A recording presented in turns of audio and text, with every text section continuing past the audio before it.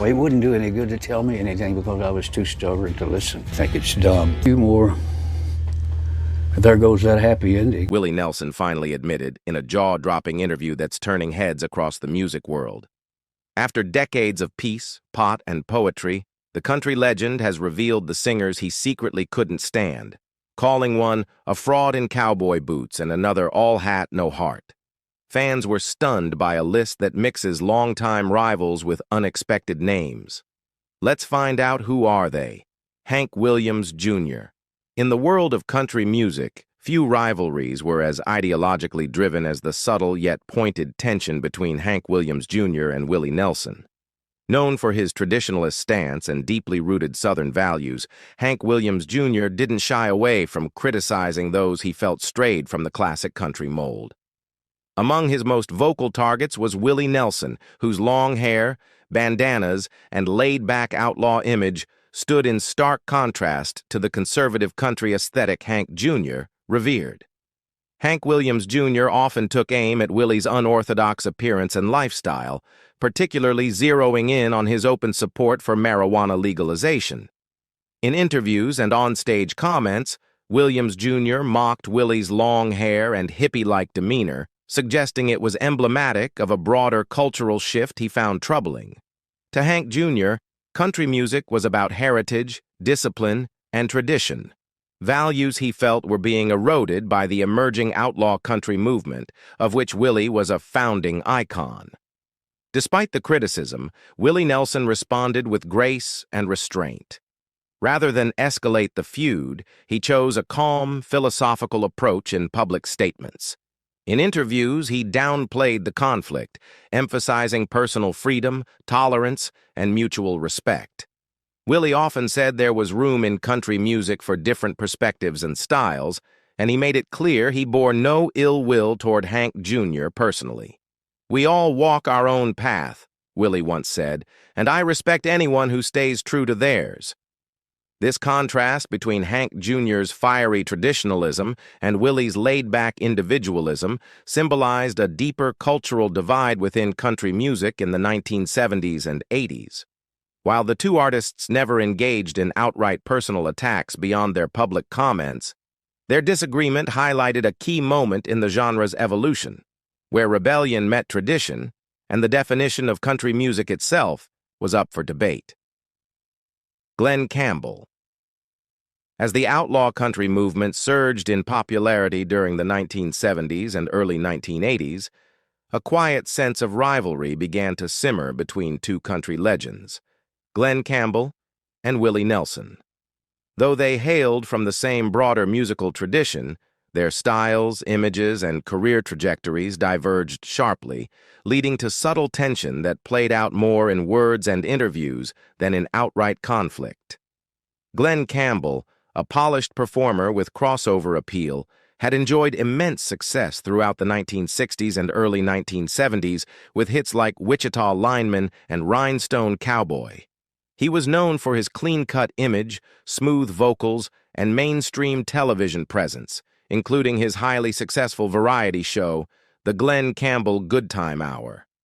However, as the raw, gritty sound of outlaw country gained traction, led by figures like Willie Nelson, Waylon Jennings, and Merle Haggard, Campbell began to feel increasingly overlooked by the younger generation and media alike. Willie Nelson's rise was meteoric. With his long hair, laid-back demeanor, and rebellious stance against the Nashville system, he captured the spirit of a new musical and cultural wave. Albums like Red-Headed Stranger and his involvement in The Wanted. The Outlaws compilation helped redefine country music's image, giving it a cooler, more countercultural edge. As Willie became a household name for his authenticity and defiance of convention, Glen Campbell couldn't help but feel that his own more polished and disciplined artistry was falling out of fashion. While Campbell never openly attacked Nelson, some of his comments over the years betrayed a sense of frustration. He occasionally remarked on how image seemed to outweigh musical skill in the new country landscape, a veiled reference to Willie's scruffy outlaw persona. To Campbell, who prided himself on musicianship and professionalism, the celebration of rough edges and rule-breaking felt like a personal slight. Despite these underlying tensions, there was never an outright feud.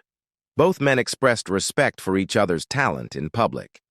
But the contrast between Campbell's polished legacy and Nelson's rebellious rise spoke volumes about the shifting tides in country music and the quiet rivalry between tradition and transformation.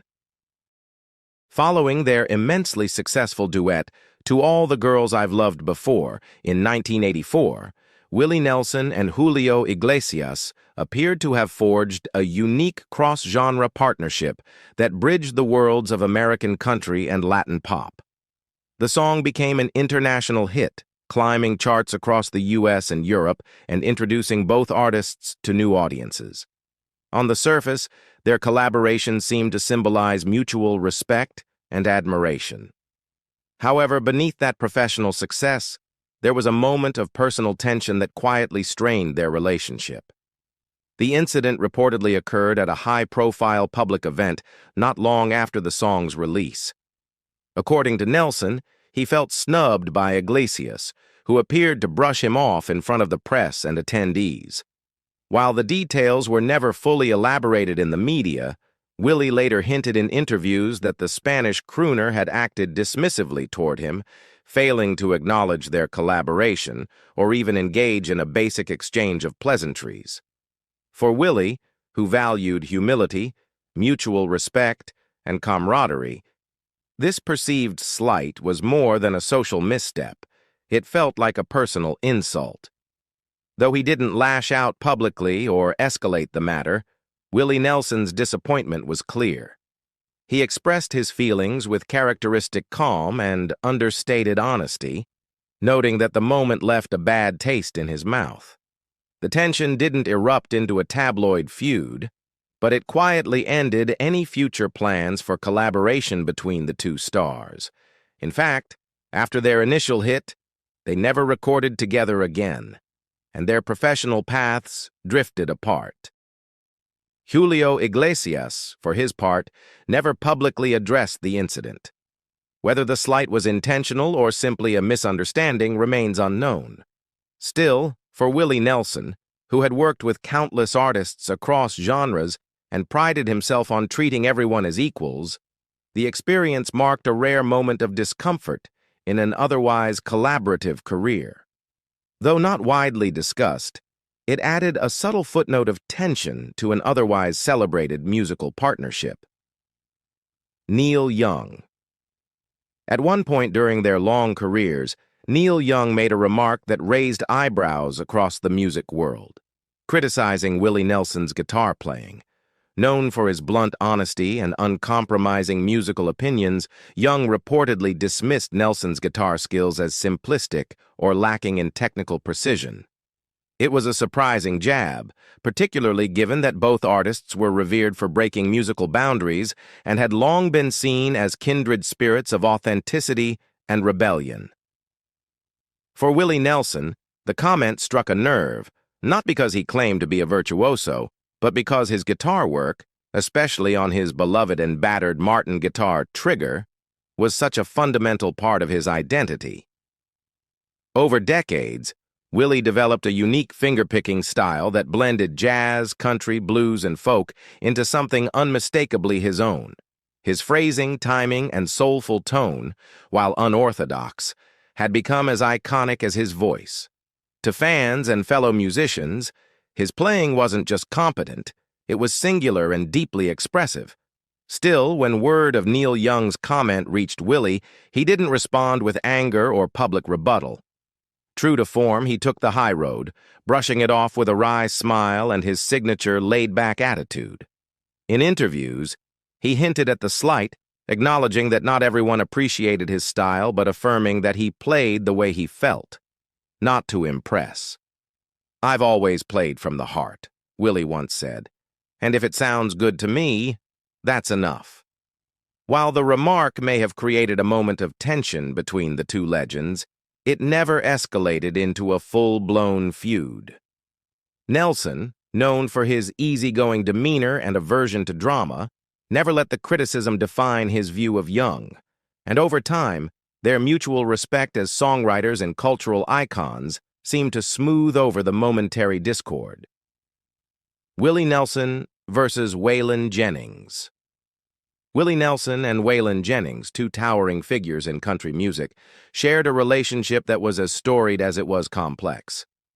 Their bond, forged in the early 1960s when they first met in Phoenix, Arizona, blossomed into one of the most iconic friendships in the history of the genre. Yet behind the scenes of their celebrated collaborations and shared legacy in the outlaw country movement, there was a dynamic filled with disagreements, creative tension, and deep affection. From the beginning, Willie recognized Waylon's talent, but also saw the traps that came with the polished Nashville system. Drawing from his own frustrating experiences with the rigid structures of the Nashville establishment, Willie famously advised Waylon to stay away from Nashville. Ironically, Jennings would eventually move there, achieving stardom on his own terms. But the advice hinted at the philosophical divide that would occasionally surface between the two. Throughout their careers, Nelson and Jennings often clashed over musical direction, business decisions, and even lifestyle choices. Willie, with his laid-back Zen-like persona, often leaned into improvisation and instinct.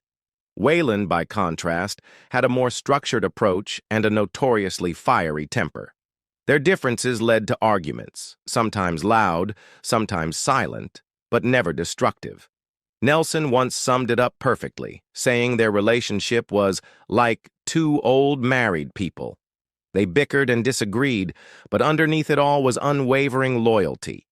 Despite the tension, their collaboration produced remarkable results. Their 1978 album Waylon and Willie was a critical and commercial triumph, driven by hits like Mamas Don't Let Your Babies Grow Up to Be Cowboys. Together, they helped define the outlaw country sound, breaking free from traditional molds and creating space for more artistic freedom in the genre. Through all the highs and lows, Nelson and Jennings remained close. Their friendship was marked not by the absence of conflict, but by their ability to move past it, united by a mutual respect that endured until Jennings's passing in 2002. In the end, their differences didn't divide them. They defined them as individuals and made their partnership all the more powerful. Willie Nelson and Ray Price dispute. Willie Nelson and Ray Price shared one of the most enduring friendships in country music, marked by deep musical roots and mutual respect, but also by one rather unexpected and bizarre incident that briefly threatened to derail it. Their relationship began in the late 1950s when a young and struggling Willie Nelson joined Ray Price's legendary touring band, the Cherokee Cowboys, as a bassist. Under Price's mentorship, Nelson gained invaluable experience and exposure, developing his songwriting and stage presence while forming a close personal bond with the older, already established country star. Their collaborations over the years would include Nelson writing several songs that Price turned into hits, including the classic Nightlife. However, the strength of their friendship was tested by an unlikely source, a rooster. According to accounts from those close to them, tension erupted when Nelson, at the behest of Price's frustrated wife, took it upon himself to shoot Ray Price's prized rooster. The bird had become a nuisance, reportedly aggressive and wreaking havoc on the property, including killing several hens. Price's wife, fed up with the chaos, asked Willie to handle the situation. He did, directly and effectively. But when Price found out, he was livid. His rooster wasn't just any barnyard animal, it was a pet, and perhaps even a symbol of pride. In a fit of anger, Price allegedly told Nelson he would never again sing one of his songs, a serious blow coming from a singer who had helped elevate many of Nelson's early compositions. Unapologetic, Nelson reportedly responded by saying Price should have intervened himself after the first or second hen got killed, defending his actions with his usual mix of humor and practicality. Despite the heated exchange, the two legends eventually reconciled. Time, laughter, and a deep history healed the wound, and their friendship endured. Nelson's continued reverence for Price was evident years later when he recorded For the Good Times, a tribute to Ray Price in 2016, 3 years after Price's death. The album, featuring heartfelt renditions of Price's classic songs, was more than a tribute. It was a final love letter to a mentor, a collaborator, and a friend whose bond with Willie had withstood even the strangest of trials, Willie's clash with Ed Sheeran. In a surprising twist that bridged generations and genres, country legend Willie Nelson and pop superstar Ed Sheeran found themselves at the center of an unexpected musical feud that quickly became a headline-grabbing controversy. The dispute erupted when both artists released songs with notably similar titles and overlapping lyrical themes within weeks of each other.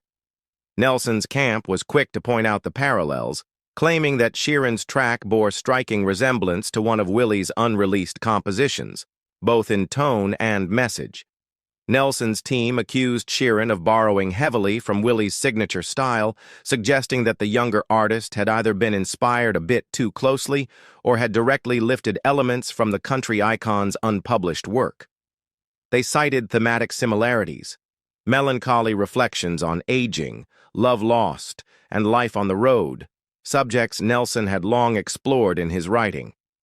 What added fuel to the fire was the assertion that Sheeran may have had access to demo recordings shared with industry insiders months prior. Sheeran, for his part, was quick to respond. He publicly denied the allegations, stating firmly that any resemblance was purely coincidental.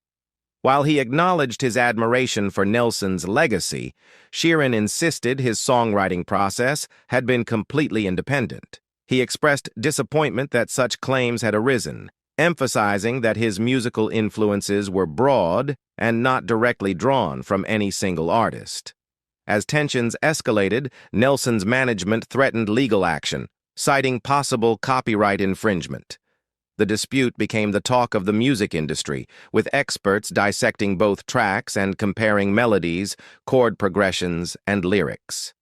Fans took sides on social media, launching passionate debates about what constitutes originality in songwriting and whether younger artists are unfairly scrutinized when treading stylistic ground laid by legends.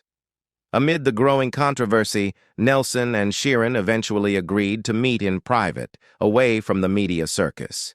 The meeting proved fruitful, leading to a mutual understanding. In a joint public statement, both artists announced that the matter had been resolved amicably, with no legal action to follow. The gesture of reconciliation was widely praised, reinforcing the notion that even in a competitive industry, respect and dialogue can overcome misunderstanding. Willie Nelson's feud with Merle Haggard. Willie Nelson and Merle Haggard's relationship stood as a testament to the power of musical camaraderie and mutual respect in an industry often marked by rivalry and ego. From their first collaboration in the 1960s to their final project in 2015, the bond between these two country legends was built on shared experiences, complementary talents, and a deep love for storytelling through song. Their friendship began during the heyday of the outlaw country movement, a time when both artists were pushing back against the constraints of the Nashville music machine. Nelson, with his jazz-infused phrasing and offbeat charm, and Haggard, the rugged voice of the working class with a hard-earned authenticity, found common ground in their desire for artistic freedom. Though they had distinct styles, their voices blended effortlessly, creating a powerful and soulful harmony that resonated with audiences across generations. Their most iconic collaboration came in 1983 with Pancho and Lefty, a haunting cinematic ballad originally penned by Townes Van Zandt. The track soared to #1 on the Billboard Hot Country Songs chart, earning widespread acclaim and cementing the duo's place in country music history. More importantly, it reflected the emotional depth and chemistry that defined their partnership. Over the decades, they would go on to record 6 albums together, each project highlighting their shared sensibilities and genuine affection for one another. From Seashores of Old Mexico to their poignant swan song Django and Jimmy in 2015, their collaboration spanned decades and always felt natural, not like marketing efforts but like conversations between old friends. Despite occasional rumors of backstage tension, there is no substantial evidence to suggest any serious conflict between them. In fact, both men spoke often and warmly of one another in interviews. Haggard, known for his honesty, once singled out Nelson's "The Party's Over" as one of the most affecting songs he had ever heard, calling it a masterpiece. Their final duet, recorded not long before Haggard's death in April 2016, was a fitting tribute to their enduring bond. In it, two aging legends reflected on life, music, and friendship with a tenderness that only comes from decades of shared history. In the end, Willie and Merle's legacy wasn't defined by rivalry. It was defined by harmony, loyalty, and timeless songs that continue to move listeners today. Willie Nelson versus IRS. Willie Nelson's showdown with the Internal Revenue Service in the early 1990s stands as one of the most high-profile financial battles in music history. In 1990, the IRS stunned fans and the entertainment world alike by announcing that Nelson owed a staggering $16.7 million in unpaid taxes, an amount that would cripple nearly any artist, even one of Nelson's stature. The debt was the result of a combination of unpaid taxes and disastrous financial advice, including failed investments that had been recommended and managed by his longtime accounting firm, Price Waterhouse. As part of their effort to recoup the debt, the IRS took swift and dramatic action. They seized nearly all of Nelson's assets, including his beloved 44-acre ranch in Texas, his recording studio, and a number of personal possessions. Even treasured memorabilia and instruments were taken and auctioned off. For a moment, it seemed as though the outlaw country icon might be permanently derailed. But true to his resilient nature, Nelson didn't retreat in defeat. Instead, he fought back in the most Willie Nelson way possible, through music. In 1991, he released a double album titled The IRS Tapes Who'll Buy My Memories. The album featured stripped-down acoustic versions of many of his classic songs and was designed specifically to help pay down the massive debt. Initially sold via phone order through a special arrangement with the IRS, the album was later released in stores. Proceeds from sales went directly toward his repayment. At the same time, Nelson pursued legal action against Price Waterhouse, claiming negligence and mismanagement in handling his finances. The case was settled out of court with undisclosed terms, but it allowed Nelson to redirect focus toward resolving his tax burden. After years of negotiation, Nelson and the IRS finally reached a settlement in 1993. The final amount was reduced to $9 million, of which Nelson had already paid $3 million. With continued earnings from touring and album sales, he was able to fully satisfy the remaining balance. Rather than diminish his reputation, the ordeal only added to Nelson's outlaw mystique. Fans admired his transparency and determination, and the incident inspired future creative work, including songs with a defiant tone like "Won't Get Fooled Again." More importantly, it taught Nelson to become more hands-on with his finances. The IRS battle, though deeply stressful, ultimately became a defining chapter in his storied career, one that highlighted both his flaws and his fierce perseverance. Willie and Johnny Cash's tiff. Willie Nelson and Johnny Cash, two towering figures in the world of country music, shared a deep friendship and creative partnership that spanned decades. Their connection was forged through mutual respect, a shared love for storytelling in song, and their outsider status within the Nashville establishment. Together, they represented the heart and soul of the outlaw country movement, a pair of rebels with distinctly different styles but a common mission to make music on their own terms. Despite their closeness, even these legends were not immune to the occasional clash. In the 1980s, their friendship was briefly tested over what seemed to be a relatively minor issue, but one that struck a chord with both artists, a misunderstanding involving a song. Johnny Cash believed that Nelson had promised him a particular track to record for his upcoming album.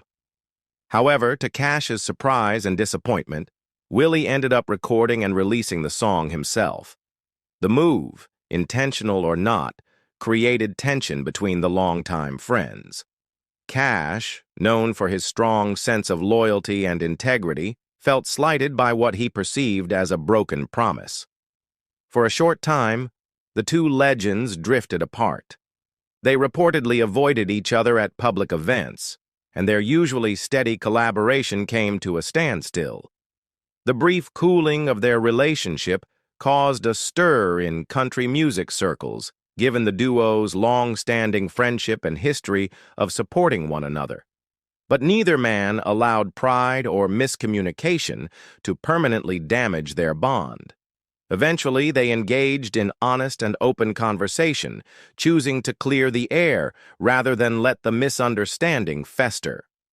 It was their shared values, respect, brotherhood, and an understanding of the pressures of the music industry that allowed them to reconcile.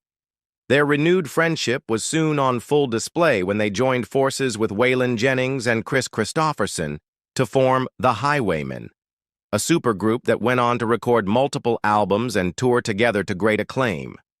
Through this collaboration, Nelson and Cash not only rekindled their friendship, but also cemented their status as two of the most influential voices in American music. Until Johnny Cash's death in 2003, he and Willie remained close companions, proof that even legendary friendships can endure conflict and come out stronger. Their story is a reminder that the bonds formed through music can withstand even the most human of misunderstandings. What do you think about the singers that Willie Nelson hates? Leave us your comments in the section below. We hope you have found this helpful video. Don't forget to leave a like, share, and subscribe to the channel if you like it. Thank you for watching this, and see you in the next videos. Goodbye.